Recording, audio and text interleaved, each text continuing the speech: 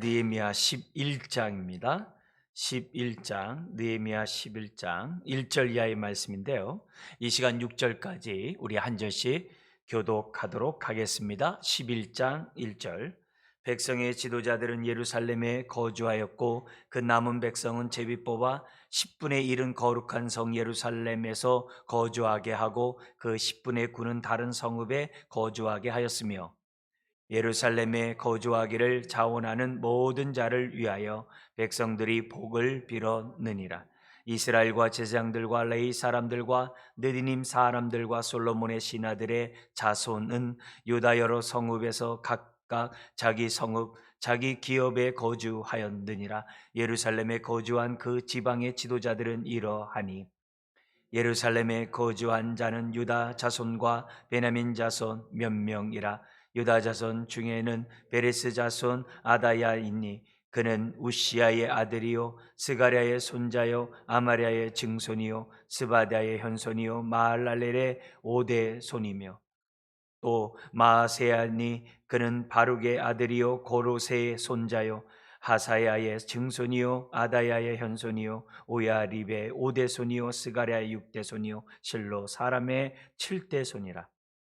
예루살렘에 거주한 베레스 자손은 모두 468명이니 다 용사였느니라.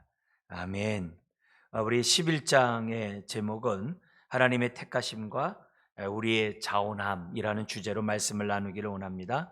하나님의 일을 하시는 거 보면 하나님의 섭리 가운데 배후에서 이렇게 역사를 하시죠. 제비를 뽑는데 사람이 뽑지만 그 배후에서 하나님의 뜻을 이룰 수 있도록 제비를 뽑게 하고 그처럼 이 간섭을 이제 하는 것을 보게 됩니다. 저희 교단에서도 한때는 총회장을 제비를 뽑아서 했어요. 근데 이게 검증이 안 되니까는 이 제비 뽑는 이것을 하다가 다시 이렇게 멈추게 됐어요.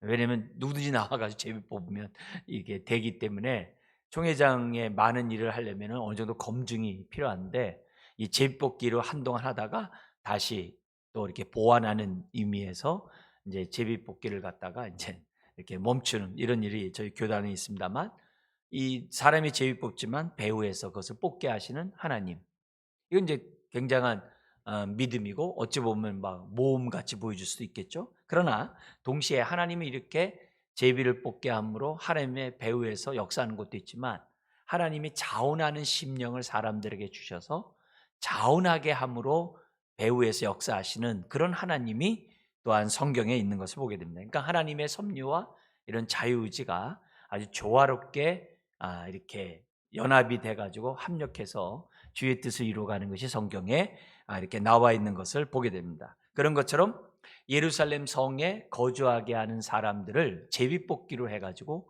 10분의 1만 뽑도록 하자 해가지고 10분의 1이 제비 뽑게 된 겁니다. 그리고 그들이 뽑힌 그들이 예루살렘 성에 거주하게 되는 이제 그런 일이 오늘 이제 본문에 나오게 됩니다. 근데 이런 10분의 1만 있는 게 아니라 자원하는 자들이 있었어요. 누구냐면은 지도자들.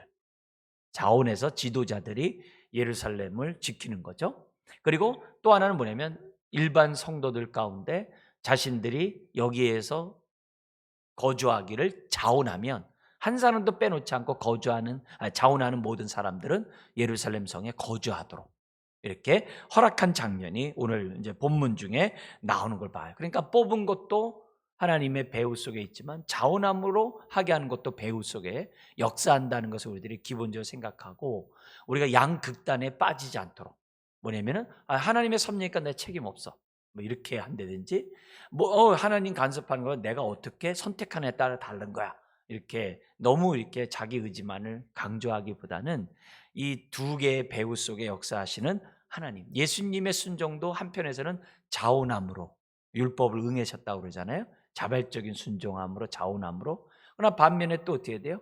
예수님이 십자가를 지시는 것은 이미 예고된 하나님의 뜻 가운데 십자가를 지는 그런 순종도 또 있잖아요. 그죠? 물론 그것도 이제 자원함을 지셨습니다만, 그러나 이렇게 정해놓은 그런 것들이 있잖아요. 근데 이런 것들이 이제 종합해서 이제 성경에 이제 나오는 것을 보게 됩니다. 그리고 또 하나 우리 교훈이 뭐냐면은, 이렇게 제비를 뽑았는데 무작위로 10분의 1이 아니라 필요한 사람을 뽑으셨다는 거예요. 그리고 아주 적절한 사람들을 뽑아가지고 예루살렘을 지키도록 하나님이 하셨다는 것을 본문에 보면서 뭘 배우냐면은 세밀하게 간섭하신다. 신약에서는 이걸 갖다가 얼마나 얘기하냐면은 한 아사리온에 지금 뭐냐면은 참새 2마리가 그 당시 거래가 됐어요. 근데 2아사리온에 5마리가 거래가 될지라도 하나님이 허락하지 않으면 참새가 땅에 떨어질 수 없다고 그래요. 근데 뭐 그냥 거래가 되나 보다 이렇게 생각하는 게 아니라 원래 2아사리온이면 어떻게 돼요? 4마리를 해야죠. 근데 플러스 하나 덤으로 주신 거예요. 덤으로 주는 거예요. 그러니까 덤으로 주는 것도 하나님의 허락이 없으면 안 된다는 거죠. 머리털까지도 세신 그런 하나님의 그런 세밀한 간섭이 성경에 있거든요. 또 말씀하고 있거든요. 그래서 오늘 우리들이 하나님이 배후에서 역사하시는 이런 하나님이 무작위가 아니라 어떤 그룹으로 하는 게 아니라 한 심령 한 심령을 우리가 이름을 불러서 하나님이 자녀를 삼으셨듯이 한 사람 한 사람에 향하여 하나님이 개입하신다. 왜요? 각 사람을 하나님의 성전으로 삼으셨잖아요. 하나님의 뜻을 위해서 저와 여러분들을 부르셨잖아요. 그러니까 이런 부분에서 우리가 오늘 이 말씀을 통해서 그러면 나를 부르신 분이 여호와고 나와 함께하는 분이 여호와고 나에게 뜻이 있어서 나를 부르셨고 또 이곳에서 신앙생활하게 하고 주의 일을 하게 하는구나. 이런 모습에 대해서 우리들이 열린 마음들을 가져야 한다는 것을 오늘 좀 우리가 생각했으면 좋겠습니다. 그래서 예루살렘에 거주하는 그 여러 가지 이유가 있습니다만 가장 핵심적인 이유가 뭐냐면 사방에 아직도 대적자들이 호시탐탐 노리고 있거든요. 그리고 성벽을 재건할 때 한 손에는 무기를 잡고 성벽을 재건했잖아요. 여전히 그들은 사방에서 뭐예요? 호시탐탐 노리고 있는 이런 상황이에요. 이런 상황에서 어떻게 돼요? 예루살렘 성을 보호하는 것은 유다 백성이 정말 이렇게 존립과도 연관된 그런 부분이거든요. 그렇기 때문에 이 느헤미야에 의해서 10분의 1을 선택해 가지고 그들로 예루살렘에 거주하게 하는 것은 반드시 있어야 될 그런 사항이었다는 것을 우리가 첫 번째 생각할 수 있고, 또 하나는 예루살렘에서 뭐가 있어야 돼? 성전이 있잖아요. 성전 기능이 돌아가도록 해야 될 그런 사명 또한 그건 남은 사람들이 해야만 한다. 그러니까 성전 기능이 수행될 수 있도록 그런 사람을 뽑아요. 또 성벽을 막을 수 있도록 아주 그 군인들, 용사들만 또 뽑아놔요. 하나님이 제비뽑기를 했는데 이제 그런 모습이 이 11장에 나와요. 그래서 매우 세밀하게 역사하시는 그런 하나님의 모습을 보면서 우리가 2021년 마지막 우리 수요 예배를 드리면서 하나님께 생각해 보죠. 지난날의 나의 삶 속에 하나님의 세밀한 간섭을 나는 느끼고 있었는가? 나는 얼마나 나는 경험했는가? 이것을 우리들이 한번 우리가 이 수요일 날 점검하면서 앞으로의 삶 속에서도 세밀하게 역사하시는 하나님을 내가 그러면 어떻게 경험할 수 있을까? 어떻게 나와 함께하는 하나님을 만날 수 있을까? 이런 부분에서 저와 여러분들 오늘 말씀을 잘 귀담아 듣고 인도함을 받는 우리가 되어야 될 줄 믿습니다. 오늘 본문은 두 부분 나누죠. 24절까지는 예루살렘에 이렇게 거주하는 사람들의 명단이 나오고, 그리고 25절부터 뒷부분은 뭐냐면 나머지 사람들의 거주지가 나옵니다. 예루살렘 밖에 거주지의 명단이 나오는 거죠. 자, 먼저 우리 1절 24절 예루살렘에 거하는 자들의 명단을 좀 보면서 우리가 배우기로 하는데요. 1, 2절에 보면 어떤 사람이 거주했다고 그랬죠? 1절에 보니까 백성의 지도자들, 그죠? 그리고 백성들에서 제비 뽑은 10분의 1, 그리고 예루살렘 성에 거주하기로 자원하는 모든 사람. 여기 뭐냐면 성 둘레가 6km가 넘어요. 성 둘레가 6km가 넘는 게 이 작은 성벽이 아닙니다. 그래서 그 성벽을 지켜야 될 적정 인원이 있어야만 해요. 사방에 적들이 있기 때문에. 거기 7장 4절을 한번 잠깐 앞으로 넘겨보시면 7장 4절을 같이 한번 읽겠습니다. 그 성읍은 광대하고 그 주민은 적으며 가옥은 미처 건축하지 못하였음이니라. 이렇게 돼 있죠. 그러니까 성읍은 광대하고 주민은 적고 가옥은 미처 건축하지 못하는 그런 가운데 있었다고 그래요. 뭐 하냐면요, 성벽을 다 하고 7장 1절에 성벽이 건축되고 문짝을 달고 다 한 후에, 후에도 보니까 거기가 어떻게 돼요? 주민이 적다는 거예요. 그러니까 성벽을 지킬 수 있는 능력이 없다는 거죠. 그리고 성벽을 지킬 때 7장 3절에 보면은 각각 자기가 지키는 곳에서 파수하되 어떻게 돼요? 자기 집 맞은편을 지키게 하라. 그렇게 하면서 대적자들을 지키면서 성벽을 쌓단 말이에요. 이제 그런 모습을 생각해 본다고 한다면 성 안에 많은 사람들이 거주해야만 하는 그런 상황이었다는 거죠. 누구는 여기 있고 누구는 여기 있습시오. 이렇게 하면 공평성의 문제가 있으니까 제비를 뽑고서 공평하게 했는데 실상은 뒤에서 보니까 하나님의 배후에서 역사하시는 그런 모습이 나오게 됩니다. 자, 그리고 여기 보면 아까 백성의 지도자들이 거주한다 그랬죠? 7장 2절을 한번 보세요. 7장 2절을 보면 지도자의 명단이 나와요. 내 아우 하나니와 영문의 관원. 영문은 뭐냐면 성체. 성에 보면 그 망대 이렇게 있지 않습니까? 영문의 성체, 성체의 관원 하나냐가 함께 예루살렘을 다스리게 하였는데 하나냐는 충성스러운 사람이요 하나님을 경외함이 무리 중에 뛰어난 자라. 그죠? 이 지도자의 명단이 여기 7장 2절에 나오는 거 봐요. 이런 사람들이 하는 거죠. 뿐만 아니라 여기 보면은 그 7장 5절 이하에 포로에서 돌아온 사람들의 지도자 명단이 쫙 나오죠. 7장에서. 우리 7장 설교하면서 우리가 봤던 내용인데요. 그 7장 인구조사 지도자들이 나오거든요. 이 지도자들이 거기 거주하는 거예요. 이들이 자원함으로 거기 거주하는 장면이 나오게 돼요. 그리고 그 가운데서 나머지 10분의 1을 뽑았다는 것을 볼 수 있다는 거죠. 사실 여러분 이미 이 여기 지도자들은요 자기 땅이 있어요. 자기 집이 있어요. 자기 성읍이 있어요. 그런데 이런 사태를 바라보고서 지도자들이 자원해가지고 예루살렘에 거주한다. 이게 쉬운 게 아니에요. 아직도 폐허로 남아있는 성 안이에요. 성벽만 세웠지 성 안은 폐허되어 있는 그런 상황이거든요. 근데 그런 데를 갖다 또다시 건축하면서 또 대적자들의 공격을 갖다가 감내하면서 거주한다. 먼저 그의 나라와 그 일을 구하지 않으면 안 돼요. 근데 이들이 이렇게 할 수 있었던 것은 뭐예요? 앞에서 봉헌을 했잖아요. 자기네들이 언약갱신을 했잖아요. 하나님의 말씀대로 살겠다라고 했잖아요. 그리고 하나님이 역사해 오신 걸 눈으로 목도했잖아요. 그러니까 이 지도자에서부터 솔선수범이 돼가지고 예루살렘 성에 거하겠다라고 자원하는 것을 봐요. 이런 걸 보면서 우리들이 아셔야 될 것은 뭐냐면은 항상 신앙이 좋고 성령 충만하고 믿음이 좋은 사람들 보면요. 이렇게 객관적으로 보면 항상 손해보는 것 같아요. 주변 사람들이 보더라도 항상 어떻게 이렇게 힘든 일만 있냐, 어떻게 어려운 일들만 많냐 이렇게 느낄 정도로 어떤 때는 참 이렇게 일이 이렇게 저분은 이렇게 빈궁하고 일이 잘 안 풀린 거 아니야 이렇게 느끼게 하는 그런 부분들이 많아요. 그렇지만 중요한 건 뭐냐면 저와 여러분들은요 주님이 우리의 주님이라고 한다면 우리의 삶의 인도를 우리 주님이 나를 인도한다는 확신이 있어야 돼요.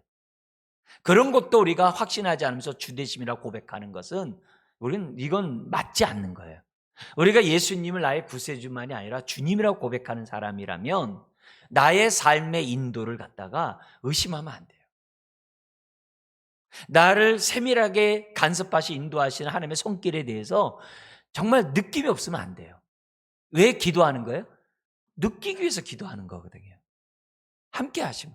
그런 의미에서 우리가 저와 여러분들이 주 되심을 고백했다고 한다면 주님이 있으라는 곳에서 주의 뜻을 이루어야 하는 것이 저와 여러분들의 사명인 거예요. 이게 중요한 거예요. 이 모습을 저와 여러분들이 잊어서는 안 돼요. 주님이 원하는 곳에서 주님을 기쁘게 하는 그런 삶을 살아가는 것이 저와 여러분들이에요. 그러다 보니까 어떻게 돼요? 항상 좁은 문 좁은 길이에요. 항상 낮은 것, 험한 것, 힘든 것, 남들이 안 하는 그런 것들을 하는 거죠. 우리 그 많은 선교사들 이렇게 얘기 들어보면 어디 가세요? 그러면 남이 안 가는 곳이요. 이런 사람들이 있다고요. 남이 안 가는 곳이요. 이게 보통 이 자기 가족을 희생시키지 않으면 안 돼요. 남이 안 가는 곳에서는요, 학교 시설도 제대로 안 돼 있고 모든 시설들이 문화시설인 게 잘 안 돼 있어요. 근데 남이 안 가는 곳에 가겠다. 여러분 그거는 주대심이 정확하지 않으면 그건 할 수가 없는 거예요. 그리고 또 그런 사람을 하나님이 어떻게 돼요? 보내세요. 남들이 안 가는 그곳에 그 사람을 보내는 걸 봐요. 여러분, 우리들이 이런 부분에 있어서 나의 삶들의 모습들을 항상 봐야 돼요. 우리는 넓은 문, 넓은 곳에 가고 싶어하는 그런 죄성이 있거든요. 그러나 주님이 우리들에게 요구하는 것은 항상 좁은 문, 좁은 길이거든요. 주목받지 않는 그런 것이라는 사실을 저와 여러분들이 해야 돼요. 근데 그걸 갖다 뭐 억지로 마지못해 그냥 왜 이런 게 아니라 정말 자원함으로 지도자들은 거기에 남겠다라고 선택했다는 거예요. 그걸 우리들이 이 본문에서 우리들이 배워야만 합니다. 뿐만 아니라 지도자만이 아니라 2절에 보니까 백성들도 자원하기 원한다면은 거주시켰다는 거죠. 그래서 항상 주의 나라는요, 이처럼 자원하는 자들을 통해서 역사해요. 내가 여기 있나이다 나를 보내셔서, 이사야의 그 고백을 하는 사람을 통해서 하는 거죠. 제가 신대원 때 우리 수련회 오셨던 윌리엄 블락, 하이진 선교사 이런 사람들이 있었어요. 근데 그분들이 이제 오셔가지고서 이제 우리 주강사로 이제 강의들을 하고 막 2주씩 수련회 할 때인데, 같이 이제 아침, 점심, 저녁 같이 먹어가면서 이렇게 그분들이랑 같이 이렇게 지내는 거예요. 지내니까 2주 동안 일상생활 다 보잖아요. 다 보면서 그분들이 이제 이제 말씀을 갖다 이제 강해하고 또 여러 가지 강의들을 많이 한단 말이에요.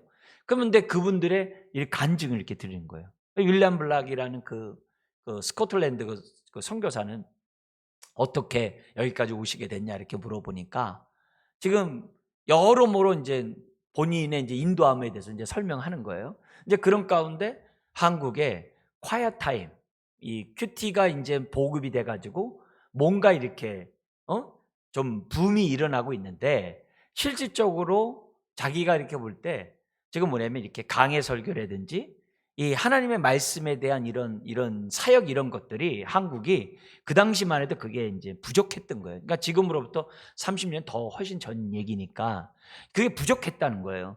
그러다가 이제 본인이 이제 한국에 강해 설교자가 필요하다는 얘기를 듣고 본인이 뒤에 뛰어든 거예요. 그래가지고 근데 한국에 오는 게 아니라 한국보다도 변방. 그래서 저 부산 쪽에다가 자기 자리를 잡고서 우리나라에서 이제 선교 사역을 하는 거예요. 하이진 선교사도 다 같은 그런 사명을 가지고 그분도 이제 한국에 와서 강의하는 분이에요. 그래서 제가 이렇게 얘기 들어보면은 정말 오늘 여기 말씀에 있는 것처럼 자원함으로 선교사에게 이런 자기 강해 설교사에게 한국에 뛰어든 것도 있지만 뭐예요?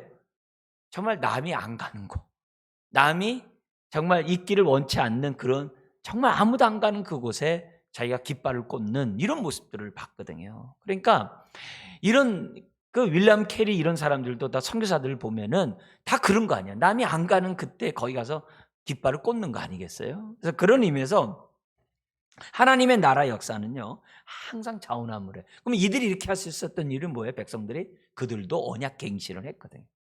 그러니까 이 부흥을 경험하는 것이 너무 중요해요. 부흥 경험하지 않으면 헌신을 못 하거든요. 이들이 부흥을 경험했기 때문에 하겠다는 거거든요. 그래서 우리는 뭐예요? 부흥을 반드시 경험하셔야 되고, 또 이런 사람들을 통해서 하나님이 하나님 나라를 확장하시고 교회를 세워가고 영혼을 구원하거든요.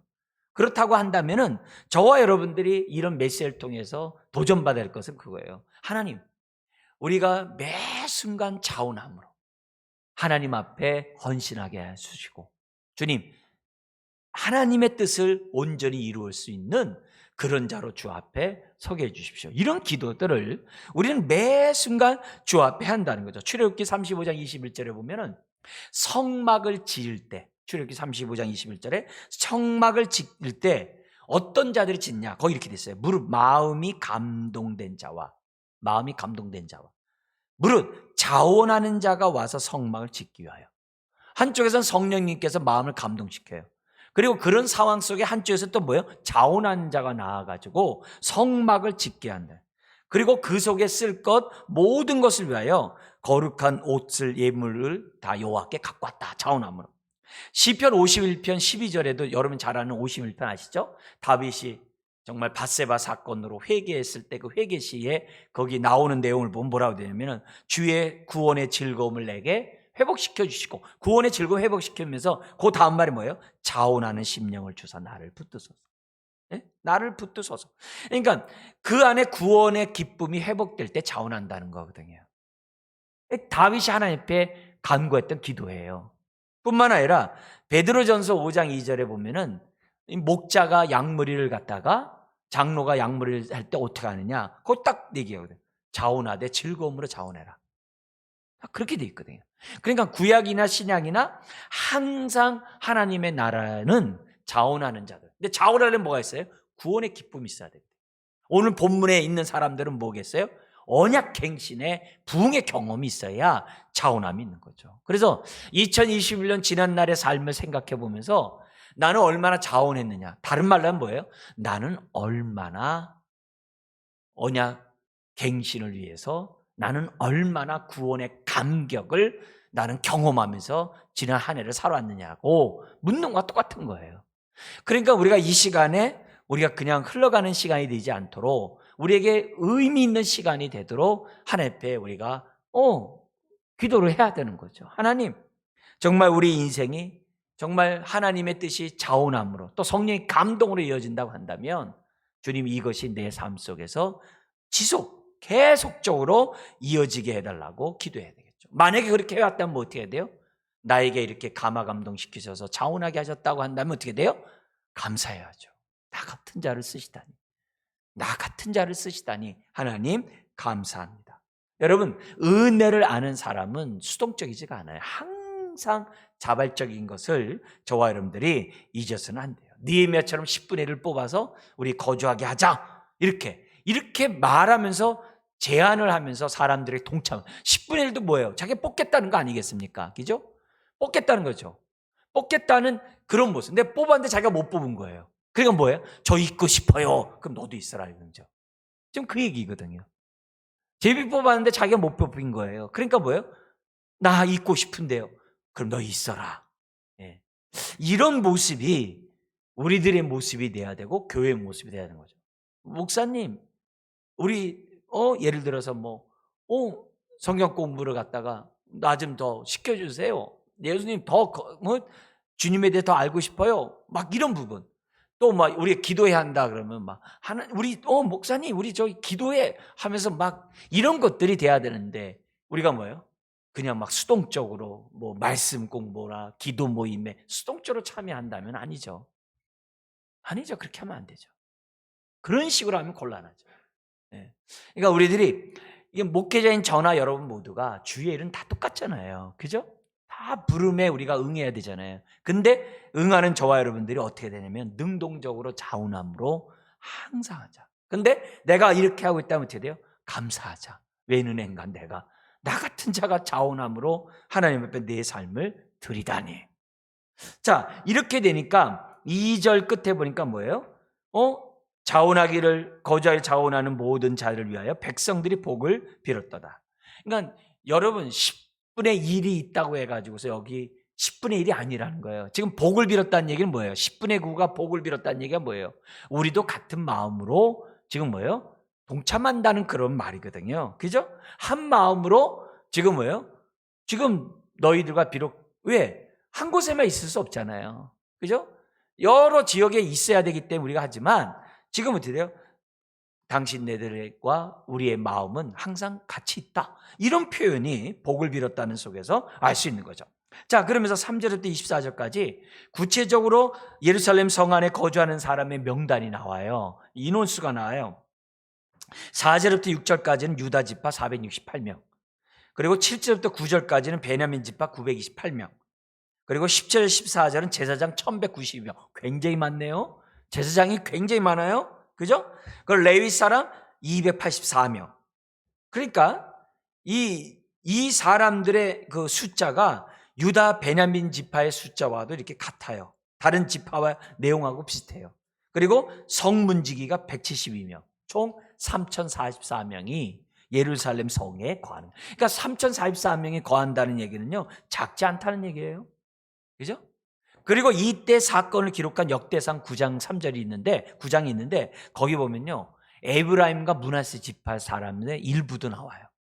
여기 예루살렘 성에 거하는.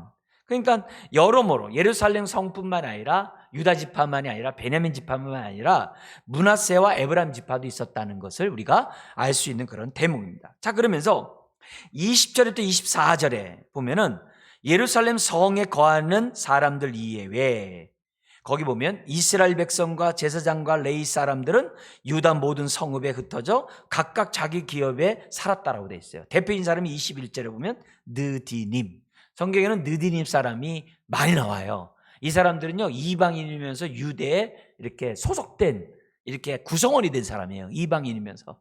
근데 이 사람들이 성경에 보면 많이 나와요. 대표적인 거 잠깐 말씀드린다면요, 이 느디님이란 단어가 주어진 자들, 성전 봉사자들이라는 그런 이름의 뜻인데요.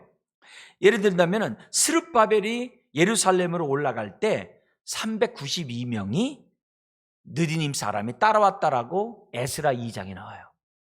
그러니까 많이 온 거예요. 숫자가 많은 거죠. 그리고 또 뭐냐면 에스라가 2차 귀환했잖아요. 그때 2차 귀환할 때 여기만 느디님 사람이 220명이 따라 올라와요. 그러니까 여기 보면은 거의 612명이 예루살렘 성에 오는 거예요. 따라온 겁니다. 그리고 이들은 뭐냐면 제사장과 레위인들을 섬겼는데 세금을 면제받은 사람들이에요. 왜냐하면 성전 봉사자들이기 때문에 세금이 면제된 이런 얘기죠. 이런 얘기 하는 거예요. 그리고 이 사람들이 어디 살았다고 그래요? 오벨에 살았다고 그러잖아요. 그죠? 21절에 보면은 오벨에 거주했다고 하는데 오벨은 뭐냐면은 수문 근처예요. 이 수문은 뭐예요? 물 숫자예요. 다시 말하면 성전의 물을 기르는 문이에요. 물을 길러가지고 성전의 물을 날릴 때 지나가는 통로하는 문이에요. 그러니까 느디님 사람이 성전을 섬기는 자로서 뭘 제공했다는 걸 얘기해 주는 거예요. 물을 떠줬다는 것을 우리에게 알려주는 그런 대목이 지금 이들의 모습에 나오는 거죠. 그러니까 이 사람들은 예루살렘 성만이 아니라 레위 성읍에서도 레위를 섬기기 위해서 같이 살았던 것으로 성경에 나옵니다. 그리고 22절에 보니까 노래하는 자가 나오고, 그리고 24절에 보면은 유다의 세라 자손 중에 부다히야는 황제의 수하에서 백성을 다스렸던 사람도 있었다라고 기록되어 있어요. 좀 더 우리 앞에 내용을 잠깐 보면요, 4절부터 9절에 보면요, 유다 지파가 베냐민 지파보다 2분의 1밖에 안 돼요. 그죠? 우리 아까 뭐라 그랬어요? 468명과 928명. 유다가 굉장히 작아요. 주된 사람들임에도 불구하고 작아요. 근데 여기 보니까는 작지만 강해요. 왜 그래요? 6절. 우리 한번 같이 한번 읽어볼까요? 예루살렘에 거주한 베레스 자손은 모두 468명이니 다 뭐예요? 용산이라. 그러니까 하나님이 제비를 뽑게 하는데 베냐민 지파보다 유다 지파가 2분의 1밖에 안 되는데 그들은 다 뭐예요? 용사래요. 하나님이 기가 막힌 거죠. 용사들 뽑아가지고 성벽을 지키도록 이렇게 하나님이 하셨던 것을 보게 돼요. 그러니까 제비 뽑기 했는데 세밀하게 간섭했다는 거예요. 그게 주된점이에요. 우리 교훈이 세밀하게 간섭하게 했었다. 그 다음에 10절부터 14절 보세요. 거기 보면 제사장 명단이 나오는데 제사장 명단이 여러분 우리가 있는 것처럼 1192명이에요. 근데 1192명이 세 그룹으로 돼 있어요. 그게 여기 보니까 10절부터 12절에는 스라야를 지도자로 한 성전에서 일하는 자들 822명, 그리고 아다야를 위시로 한 족장들 242명, 아마세를 중심으로 한 용맹스러운 자들 128명, 용맹스러운 제사장 명단도 나와요. 제사장 명단 나와요. 근데 14절 우리 한번 같이 한번 읽겠습니다. 또 그들의 형제의 큰 용사들이니 모두 128명이라 하글돌람의 아들 삽대리 그들의 감독이 되었니라. 여기 보니까 제사장도 뽑았는데 제사장도 그 가운데 뭐예요? 큰 용사들이 뽑혀요. 제사장이라서 제사만 지는 게 아니라 전쟁이 나면 무기를 들어야 되잖아요. 근데 이들도 뭐예요? 하나님이 제사장 그룹 속에서 힘 있는 제사장들을 하나님이 뽑아요. 그러니까 제비뽑기라고 우연이라 보면 아니라는 거죠. 안 된다는 거죠. 하나님의 간섭하심이 있었다는 것을 우리들에게 보여주는 거죠. 여러분, 저와 여러분의 만남도 우연이 아니에요. 갑자기 노랫말 가사 내용과 같이 이렇게 나옵니다만 우리의 만남 우연이 아니라 그래야지만은 실제 그래요. 하나님이 우리의 주님이시고 우리의 삶을 주관하시는데 우리를 방임하지 않으세요. 하나님의 우리들은 뭐냐면 함께 하심과 인도하심이 있거든요. 그걸 내가 온전히 깨닫지 못하니까 낙심하고 딴 생각하고 막 이러지, 그렇지 않아요. 하나님의 인도하심에 대한 확신을 했을 때에는 우리들이 어떻게 돼요? 우리들의 인도하면서 우연이 없다는 사실을 우리는 생각하지 않을 수가 없는 거죠. 그래서 오늘 우리들이 중요한 건 뭐냐면 인도하심에 대한 확신을 가지고 내 삶을 맡겨야 돼요. 그리고 내가 있는 그곳에서 뭐예요? 최선을 다해야 돼요. 다해야 돼요. 어떤 때는 원치 않은 장소일 수도 있어요. 원치 않은 일일 수도 있어요. 원치 않은 사람일 수도 있어요. 그러나 최대한 우리가 죽게 하듯 해야 돼요. 그게 우리가 주되심을 인도함 받는 저와 여러분들의 태도라는 것을 우리에게 보여줍니다. 자, 근데 제사장이 아까 뭐예요? 유다 집밥, 베냐민 집밥보다 많잖아요. 네? 왜 그래요? 이스라엘 공동체, 예배 공동체라는 거죠. 여기 뭘 보여주는 거예요? 하나님의 세밀한 간섭이 있는 거예요. 제사장 그룹이 이렇게 많이 뽑히라는 거는 뭐겠어요? 우리가 이제 우리 교사들과 윷놀이예요. 윷놀이의 금기상 기도하기 없기. 뭐 기도하면은 이게 막 이기니까 이제 기도하기 없기. 그게 금기상. 뭐냐면 제사장이 그만큼 뭐예요? 하나님 앞에 기도한 거죠. 하나님, 성전에서 제가 가까이서 거하고 싶어요. 성전에서 하나님 섬기고 싶어요. 예? 얼마나 기도하고 제비 뽑았겠어요. 제비 뽑 나 하기 싫은데 이렇게 했겠어요? 그게 아니죠. 백성들이 나머지 10의 구가 다 축복했다는 얘기는 예루살렘 성전에도 뭐예요? 자기네들이 있고 싶어하는 그런 마음도 없잖아. 있었다는 걸 얘기하는 거거든요. 그러니까 그래도 내가 더 있겠다는 사람 다 있게 한 거 아니겠어요? 그러니까 이게 보면은 정말 우리 공동체가 정말 복을 받고 공동체가 하나님의 임재를 경험하고 공동체가 하나님의 배후에서 역사하시는 그러한 섭리 가운데 살아가려면 어떻게 되느냐? 정말 예배 공동체가 돼야 돼. 예배에 모든 게 다 포함되어 있거든요. 개인적으로도 마찬가지. 내 인생에 하나님의 역사하심을 경험하기 위해서는 우리가 예배 중심의 삶을 살아야 돼. 이게 너무너무 중요하다는 것을 성경 우리들에게 지금 가르치고 있다는 거죠. 자, 그리고 15절부터 19절에 보면은 레위인과 성문직의 명단을 딱 보면요. 만약에 성문직이 안 뽑혔다고 해보세요. 이게 뭐가 되겠어요? 아니죠. 노래하는 자가 안 뽑혀보세요. 성가대가 없어보세요. 이거 아니죠. 딱 필요한 문지기와 딱 노래하는 자도 딱 뽑히는 거 뭐예요? 세밀한 간섭이에요. 하나님, 여러분이 교회 안에서 저와 함께 그리스도의 몸을 세워가는 이런 거요, 하나님의 세밀한 인도 없이 안 돼요. 우리들이 이 부분에 대해서 저와 여러분들이 의심하면 안 돼요. 네. 이런 부분에서 그러면 내가 이런 환경 속에서 어떻게 되는가? 어떻게 내가 하나님의 뜻을 이루어야 하는가? 이런 것들을 보여주는 거죠. 여기 보니까 레위인과 이 성전 이 지키는 이런 사람들의 모습을 한번 보면, 성문직의 모습을 보면 레위인과 16절에 성전 바깥의 일을 맡았대요. 그리고 17절 때 기도할 때 감사하는 말씀을 인도하는 자가 되었대요. 기도 인도자들을 말해요. 그 다음에 19절에 보면 성문을 지키는 파수꾼의 역할도 했다고 그래요. 그러니까 결국 은사와 직분에 따라서 하나님의 제비뽑기를 딱 해가지고 딱 조화롭게 하셨다는 거예요. 이게 얼마나 소중한지 몰라요. 근데 한 달란트 받은 사람처럼 왜 나에게 한 달란트만 줘? 나 5달란트 받은 사람은 할 수 있는데, 나 2달란트 받은 사람은 할 수 있는데 왜 나한테 이거 맡겨? 그렇게 하면 안 되는 거죠. 한 달란트 받아도 우리가 어떻게 돼요? 최선을 다해서 우리가 할 때 하나님이 어떻게 돼요? 기뻐 받으시는 거죠. 똑같이 충성했다고 칭찬하는 거죠. 그죠? 이런 부분에서, 그래서 오늘 우리들이 깨달으셔야 될 것은 24절에도 아까 왕궁 얘기했었고, 그러니까 어디에서나 우리는 뭐냐면 하나님의 주권과 섭리를 믿고 최선 다하면 돼요. 다니엘과 느헤미야나 이런 사람들은 뭐예요? 바벨론 그 왕궁에서 최선을 다했잖아요. 이들이 지금 뭐예요? 여기 와서 또 최선을 다하거든요. 왕궁에서 있는 자들이 예루살렘 성전에 여기 와서도 또 최선을 다하거든요. 그러니까 결국 하나님은 배후에서 역사하신다는 거죠. 제비 뽑는 데서 세밀하게 간섭한다는 거죠. 시편 84편에 보면요, 이런 말씀이 있어요. 주의 궁정에서 한 날이 다른 곳에 첫날보다 나은즉 악인의 장막에 사는 것보다 내 하나님의 성전 문지로 있는 것이 좋사오니 여호와 하나님은 해요 방패시라. 여호와께서 은혜와 영화를 주시며 정직하게 행하는 자에게 좋은 것을 아끼지 아니하실 것입니다. 이 시편 84편이 눈물 골짜기를 지나가고 마음의 심령의 대로가 열리게 한다는 그런 아주 유명한 시편이잖아요.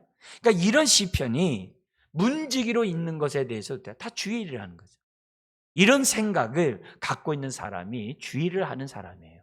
배후에 역사하시는 하나님을 믿는 사람이라는 것을 우리가 아는 거예요. 큰 일만 주님이 함께하고 작은 일 안 하는, 그건 아니는 거라는 거죠.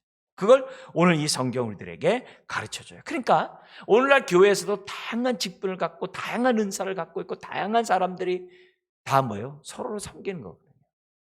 그리스도의 몸을 세워가는 거거든요. 이게 얼마나 중요한지 몰라요. 여러분, 우리 이제 약간 좀 은유적인 그런 또 표현도 쓰고 뭐 약간 좀 뭐 이렇게 영예도 하고 하는 것 중에 하나가 뭐냐면, 법궤를 만들 때 그 나무가 시띠 나무잖아요. 아카시아 나무, 이 광야의 땔감용으로 쓰는 제일 무가치한 그런 나무잖아요. 근데 그게 가장 귀한 법궤를 쓰잖아요. 근데 그 나무가 곧은 나무도 있겠습니다만 다 곧진 않거든요. 근데 그런 걸 가지고서 가장 귀한 법궤를 만들거든요. 오늘 우리들이 맞아요. 바울이 그랬잖아요. 우리 가운데 문벌이나 모든 면에서 뛰어난 자가 누가 있냐? 다 그거죠. 다 하나님의 은혜로 우리가 부름을 받은 저와 여러분이니까 우리들이 정말 내가 뭘 하든지 간에 정말 최선을 다하는, 죽게 하듯 하는 이런 모습들을 오늘 이런 데서 우리들이 배워야만 한다는 거죠. 이들은요, 예루살렘으로에서 본토로 왔어요. 근데 본토에서 이 사람들 가운데는 누구도 있겠어요? 첫 번째 1차 귀환한 사람도 있고 2차 귀환한 사람도 있어요. 무슨 말인지 알죠?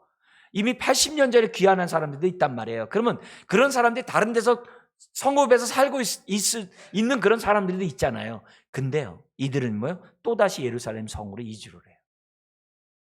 그걸 우리들이 생각해 본다면 여기 성경에 이름이 기록될 만하죠. 이런 희생을 하는 사람들을 기록하지 않으면 누굴 기록하겠어요? 이런 사람을 하나님이 기억하지 않으면 누구를 기억하겠어요? 그런 의미에서 오늘 우리들이 정말 2021년 정말 우리들이 내 모습을 한번 보면서 나는 하나님 앞에 2021년이 기억이 되는 한 해였는가? 내 삶은 하나님이 정말 기억하는 삶을 살았던 사람으로서 나는 인식되어 있는가를 오늘 이 메시지를 통해서 우리들이 생각해야 한다는 거죠. 우리가 젊거나 나이가 먹거나 우리는 뭘 하든지 주의 것이라고 한다면, 또 주님의 인도하심을 믿고 주되심을 고백했다면 우리는 어떻게 돼요? 정말 뭘 하든지 지극히 작은 일에도 저나 여러분 모두가 최선을 다하는 그런 모습들을 우리들이 가져야 될 줄 믿습니다. 그죠? 우리가 벌써 아까 우리 예배 드리기 전에 우리 선물 받고 이렇게 보면 주여 1년이 또 화살같이 지나갔네요. 우리 저 선배들이 그랬어요. 나이에 따라 세월이 빨리 간다고. 이게 10대 때는 1단으로 가다가 20대는 2단으로 가다가 30대는 3단으로 가는데 40대 되면 4단인데 4단은 끝이 없다고 막 50, 60, 70 가가지고 거기는 이제 태어날 땐 순서 있을 때 죽을 때는 순서 없다고 하면서 우리 윗 선배들이 얘기를 하거든요. 근데요, 저도 60대 이제 어쨌든 이렇게 중반으로 가면서 느끼는 게 정말 빠르더라고요. 왜 이렇게 빠른지. 너무너무 빨라요. 너무너무 빨라요. 그러니까 저보다 나이 더 드신 분은 얼마나 더 빠르겠어요. 이건 정말 눈 깜짝할 새에 세월이 지나가고 있는 거죠. 그러니까 이런 정말 빨리 지나가는 이때 우리가 정말 하나님 앞에 기억이 남는 인생이 되자.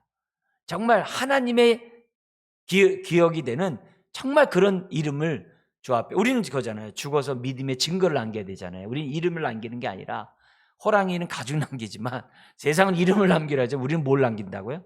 믿음의 증거를 남기면서 살아가는 자들이잖아요. 그러니까 우리가 한 해를 생각하면서 나는 얼마나 믿음의 증거들을 남겼는가를 살펴보자는 거죠. 자, 두 번째 단락 25절 36절인데요.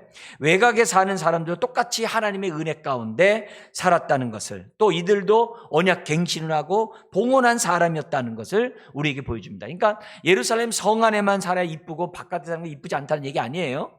제비뽑기에서 뽑은 것일 뿐이에요. 그러니까 어디 있든지 간에 이들은 정체성을 가지고 하나님께 영광 돌려야 되겠죠. 자, 그러면서 25절에서 30절에 보면은 예루살렘 성 밖에 유다 자손들은 어디에 살았느냐, 그게요. 그래서 17개 유대 성읍에 정착했다는 거죠. 근데 거기 25절에 보면 기럇 아르바가 나오죠. 이게 헤브론이에요. 헤브론 잘 아시죠? 헤브론에 우리 갈렙이 그 장소를 이 저 산지를 나에게 주소서 했던 그 헤브론이라는 그 장소, 그 조상들의 무덤이 있는 이런 장소를 갖다가 거기에 지명입니다. 자, 근데 여기서 주목을 가져야 될 게 뭐냐면 강의 안에 있는 것처럼 이 지역은 뭐냐면은 이 예루살렘에, 그러니까 유다 땅이 가나안 땅에 들어와 가지고 유다가 회복되었다는 것을 성읍을 통해서 보여주는 거예요. 다시 한번요. 유다가 단순히 예루살렘으로 본토로 돌아온 것으로 끝난 게 아니라 하나님의 약속의 말씀이 실현되어 유다 백성이 다시금 어떻게 돼요? 돌아올 뿐만 아니라 회복되었다는 것을 성읍들을 통해서 지금 보여준다는 거예요. 그게 우리가 여기서 기본적으로 봐야 될 안목이에요. 근데 여기 나오는 유다 자손의 17개 성읍은 뭐냐면 요시야 시대 때 제일 넓게 그 넓이를 가졌거든요. 유다 지파가요. 바로 그것을 지금 뭐예요? 말해 줌으로써 유다 왕국이 회복됐다. 성벽 재건과 함께 유다 왕국이 회복됐다는 것을 우리들에게 지금 보여주고 있다는 거죠. 그러니까 인간 포로 전에 그 상황이 회복되었다는 것을 성읍을 통해서 나타나고요. 이건요, 이사야 2장 3절의 성취예요. 2장 3절을 잠깐 얘기한다면요, 많은 백성이 가며 이르되 오라 우리가 여호와의 산에 오르며 야곱의 하나님의 전에 이르자 그가 그 도로 말씀으로 우리에게 가르치실 것이라 우리가 그 길을 우리가 그 길로 행하라 하리니 이는 율법이 시온에서부터 나올 것이요 여호와의 말씀이 예루살렘에서부터 나올 것입니다. 이사야 선지자가 예언했거든요. 그 예언이 지금 성취되는 장면이 이 느헤미야를 통해서 볼 수 있다는 거죠. 그러니까 다시 유다 백성이 회복됐고, 요걸 통해서 뭘 보여주는 거예요? 앞으로 장차 완성될 메시아의 왕국을 내다보게 하는 이 사건이 오늘 이 본문 속에서 우리가 살펴봐야 될 내용이라는 거예요. 우리 거기까지 우리가 봐야 한다는 거죠. 자, 그러면서 동시에 31절에서부터 35절을 보시겠습니다. 그럼 베냐민 지파는 어디서 살았느냐? 그들은 15개 지역에서 살았는데 대체적으로 유다 북쪽에서 살았어요. 그런데 이렇게 베냐민 자손들이 이렇게 장황하게 한 이유는 뭐냐? 다른 게 아니에요. 아까 우리 유다 지파 연간에서 베냐민 지파 플러스 돼가지고 다윗 시대가 회복되고 있다는 것을 지금 보여주고 있는 그런 장면이에요.